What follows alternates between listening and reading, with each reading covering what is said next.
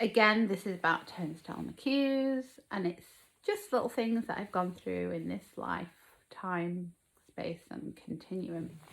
So if it's your first time ever doing a craft stall, I would recommend that you know exactly where you're going, where you can park nearby, or if you can get to the door nearby, that you have a buffer of change and a float, and that could consist of, say, about 4 fivers, 2 tenors, a £20, or maybe 4 tenors and £20, and some pound coins, maybe £20 worth of float of pound coins and 50p's.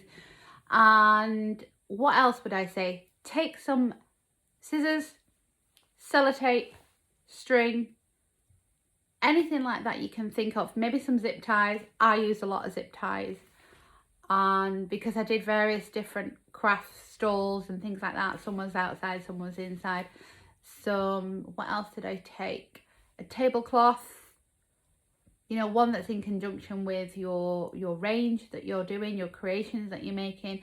I found for me that I liked using white and then like a muslin over the top, like as a little runner, because it looked like the sea then. Do you know what I mean? And make sure that obviously you pay up front, that you've done everything that you need to do at that end. But for me, it was mainly about parking, especially if it's in like a town or something like that. Needed to know how I was going to park, and if there's ushers on that can assist you, like watching your stuff before you pick up your car and that kind of thing, especially if you're on your own, which I was on my own quite a bit, so I had to kind of navigate that. In the end, I used to have this little big suitcase that I used to put all my wares in there and do it in such a way. Before I had a car, I used to have to bus it and go on the bus and stuff like that. Do you know what I mean? So yeah, they're kind of the tips for having a craft event. Don't fluster either. Don't fluster. Do not be scared of your prices. If anyone says that your prices are too expensive, either don't engage in it, and just remember that you are worthy of the price you set. Don't set your prices too low, because you know how long you've taken to do them.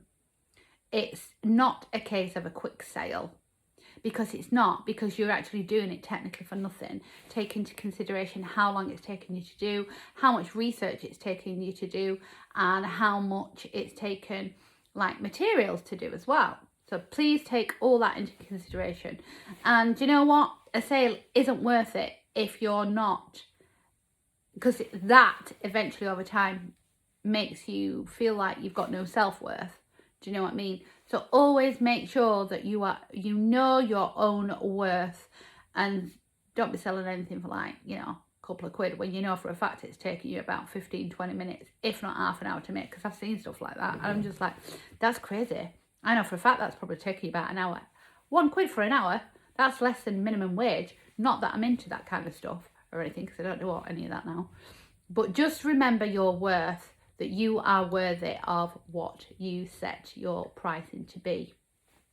So I think they're the top tips for having a craft stall, because I know it's probably that time of year that people do want a craft event and they go into all them. So that's just some free top tips from me, Turnstile McHugh's, and happy selling as well. And I hope they love your stuff, which I'm sure they will.